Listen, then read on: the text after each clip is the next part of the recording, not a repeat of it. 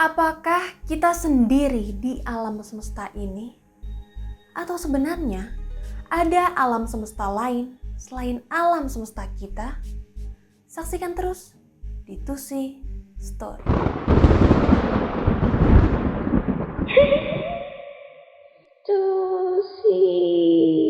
Welcome back to Tusi Story, di mana ada Tusi, di situ ada story. Di story kali ini guys, aku akan membahas tentang multiverse. Mungkin beberapa dari kalian udah nggak asing lagi nih sama yang namanya multiverse. Karena multiverse ini suka banget jadi ide untuk film-film terkenal Hollywood. Contohnya nih, Spider-Man Into the Spider-Verse, Interstellar, atau bahkan film yang baru akan tayang, yaitu Doctor Strange in Multiverse of Madness.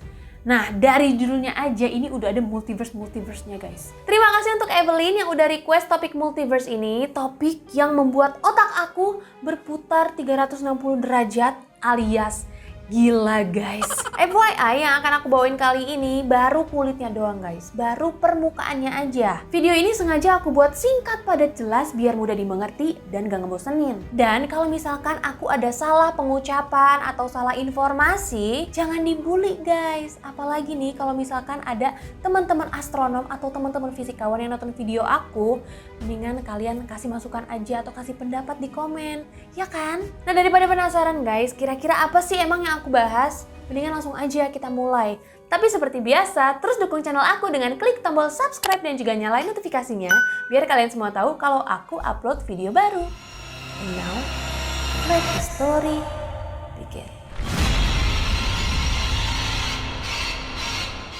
Supaya kita sepaham dan kedepannya jadi nggak bingung, sebelum mulai aku pengen menyamakan persepsi dulu nih guys. Kita nih manusia tinggal di bumi yang merupakan bagian dari tata surya. Nah, tata surya kita berada di dalam galaksi Bima Sakti. Kumpulan dari galaksi-galaksi itu akan membentuk yang namanya universe. Universe sendiri memiliki arti to all there is, atau semua yang ada.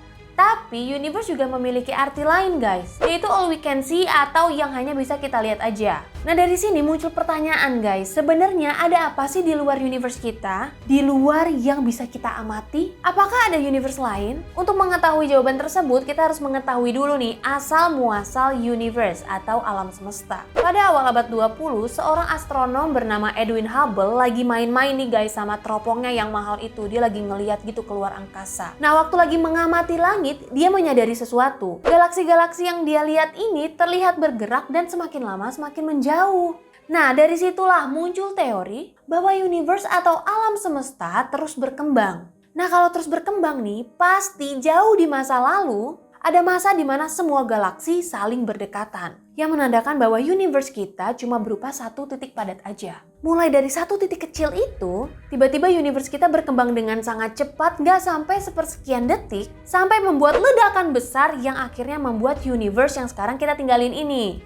Dan ledakan itu disebut dengan Big Bang yang terjadi 13,8 miliar tahun yang lalu. Nah, sampai di sini kalian paham kan? Kalau kalian paham, yuk kita lanjut lagi.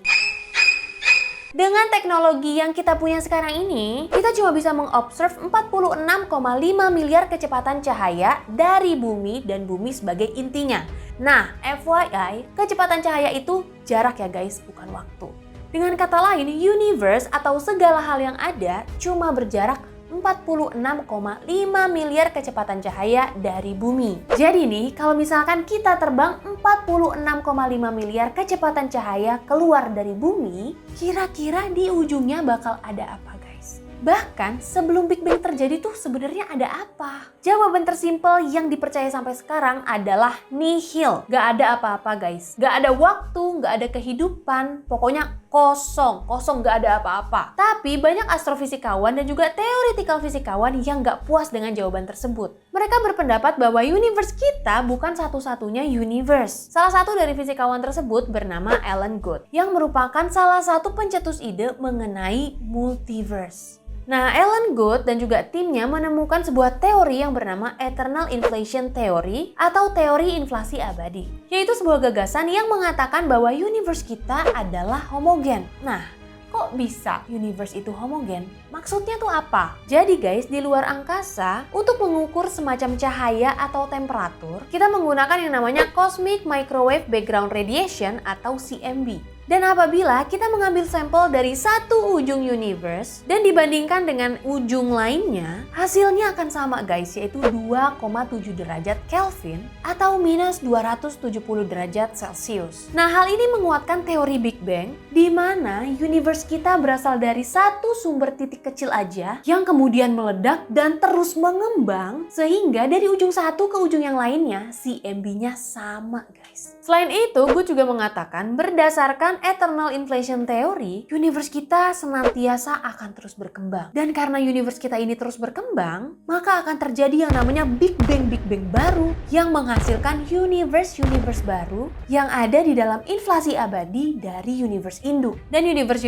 baru ini disebut juga sebagai pocket universe atau bubble universe yang salah satunya adalah universe kita ini guys. Jadi nih guys, universe kita yang terus berkembang bisa jadi memiliki universe anakan. Dan universe anakan kita juga bisa jadi memiliki anakan lagi. Nah sebaliknya nih, universe kita bisa jadi punya universe indukan. Dan universe indukan kita ini bisa jadi punya induk lagi guys. Pokoknya jadinya nggak terbatas gitu.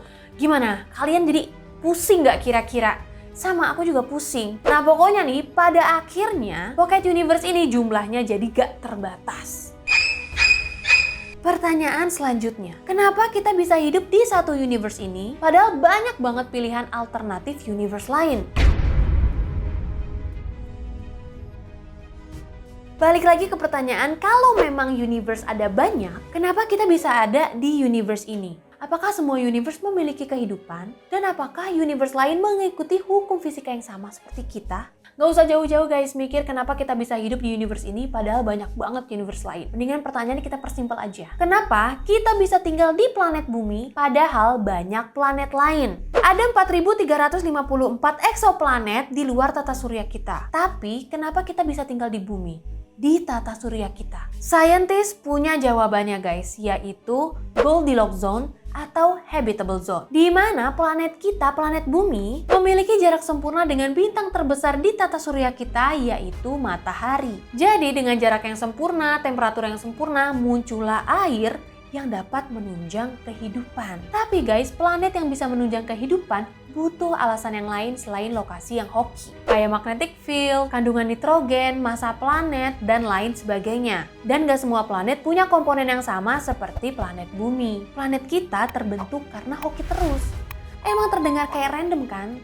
Karena emang random guys jawabannya. Bukan manusia yang dibentuk untuk planet bumi, tapi planet bumi lah yang membentuk manusia. Manusia ini bukan hoki, kita tuh bukan hoki guys. Karena manusia cuma hasil dari planet yang kebetulan bisa menunjang kehidupan. Nah, hal ini berlaku juga untuk multiverse. Besar kemungkinan bahwa universe lain punya hukum fisikanya sendiri, terlihat berbeda, dan memiliki karakteristik yang berbeda dari universe kita. Kalau emang bener ada universe lain, kita cuman kebetulan aja guys hidup di salah satu planet, di salah satu universe yang bisa menunjang kehidupan, dan itu disebut Goldilocks. Dan untuk setiap universe, bisa aja nggak ada isinya. Cuma planet-planet kosong tanpa kehidupan. Tapi bisa jadi di salah satu universe yang nggak kita tahu, ada makhluk interdimensional yang mau ketemu sama kita.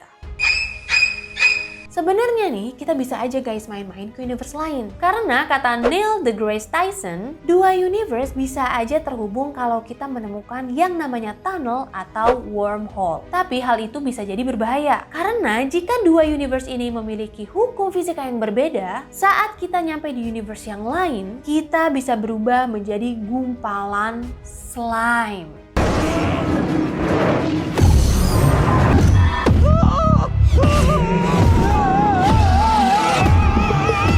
Nah, udah ngomongin panjang lebar mengenai multiverse, tapi sebenarnya bisa nggak sih keberadaan multiverse ini dibuktikan?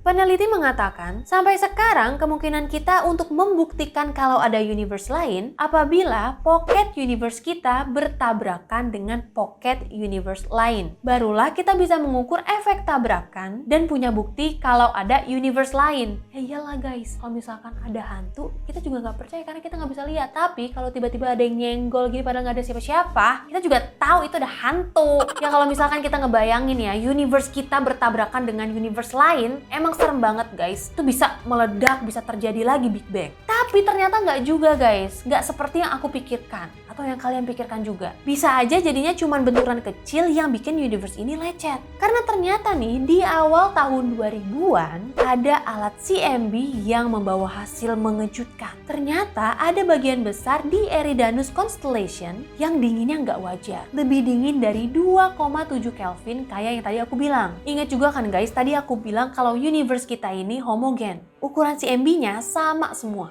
Tapi kenapa ada satu bagian besar yang lebih dingin? Nah ternyata guys, setiap materi menghasilkan panas. Dan di cold spot ini ternyata jumlah materinya lebih sedikit 20% dari daerah lainnya. Kira-kira kenapa ya? Para ahli berpendapat bahwa bubble universe kita ini pernah bertabrakan dengan bubble universe lain. Ketika itu terjadi, materi-materi terdorong dari lokasi tabrakan dan meninggalkan bekas di universe kita.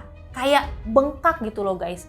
Ya kayak kepala lah nih kalau misalkan kejedot gitu, kan jadinya benjol gitu. Nah itulah yang disebut dengan cold spot yang ada di universe kita. Dan adanya cold spot ini merupakan satu-satunya bukti nyata bahwa adanya universe lain.